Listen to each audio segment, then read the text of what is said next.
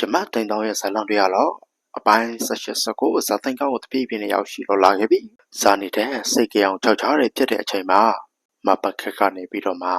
ဖုန်းနဲ့ဆက်ပြီးတော့မှအတန်တီပါဆိုပြီးတော့မှကိုသူရဲ့စိတ်တွေကိုယူတော့ကြောက်ကြပြအောင်ကိုလုံနေခဲ့တာပဲတဲ့အဲ့ဒါလို့နဲ့တရတော့သူကဖုန်းဆက်ပြီးတော့မှအဲ့လိုမျိုးလှုပ်တဲ့ချိန်မှာရုတ်တရက်ကြီးအပေါ်နဲ့အောက်ဖုန်းပြောတယ်ဆိုတဲ့ပုံစံမျိုးကိုတီးတာသွားခဲ့တာပဲတဲ့ရုတ်တရက်ကြီးအင်ကောင်မိုးပေါ်မှာတိုင်းကနေအတန်းတစ်ခုမြည်သွားခဲ့တာကြောင့်သတိထားမိသွားခဲ့ပေမဲ့လည်းကံကောင်းကျင်တော့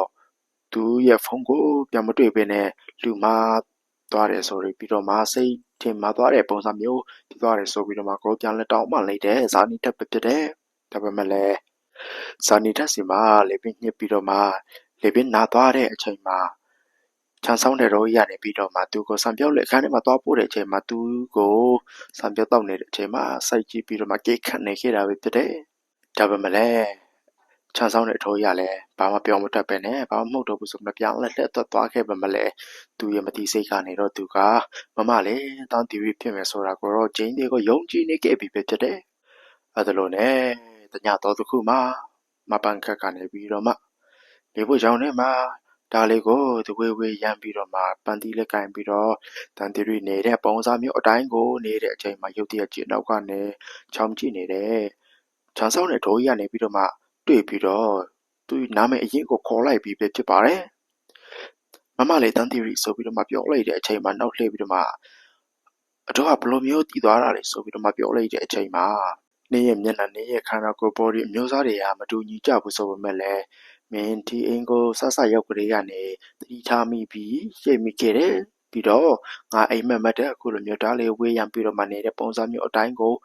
အိမ်မက်ခဲ့ဘူးတဲ့အခုတော့ပို့ပြီးတော့မှကိုတင်ရှားရှားကြီးကိုတီးသွားခဲ့တာပဲဖြစ်တယ်ဆိုပြီးတော့မှကိုပြောဆိုလိုက်ခဲ့တာပဲဖြစ်တယ်သူဆဆရောက်ကလေးကနေသူရဲ့လှုပ်ရောက်တဲ့ပုံစံမျိုးအတိုင်းကတော့တကယ်အတန်တူရီလှုပ်တဲ့ပုံစံမျိုးအတိုင်းကိုဖြစ်နေတာသူတို့လေးကိုချမ်းဆောင်တဲ့တော်ကြီးအတွက်ကတော့တော်လေးကိုတီးတာထင်းတာဖြစ်သွားခဲ့တယ်လို့ဆိုရမှာပါအဲဒါကြောင့်လဲ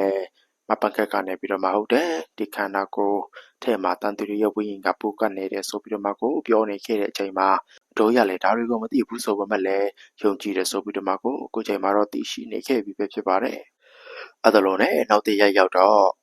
မေစုကနေပြီးတော့မှအဲ့ဒီတောဆိုင်အိမ်တော်ကြီးကိုလိုက်လာပြီးတော့မှဇာနီတက်နဲ့အဲ့ဒီကောင်မလေးတူတူရှိနေတယ်ဆိုတော့ကိုသိရှိတဲ့ကလေးကနေပြီးတော့မှလာပြီးတော့သူကမောင်းထုတ်နေခဲ့ပြီပဲဖြစ်တယ်မောင်းထုတ်လို့မရတာနဲ့ပါရိုက်ပြီးတော့မှကနေထုတ်ခဲ့တာပဲဖြစ်တယ်အဲ့ဒါနဲ့ဇာနီတက်ကနေပြီးတော့မှတားပြီးတော့မှ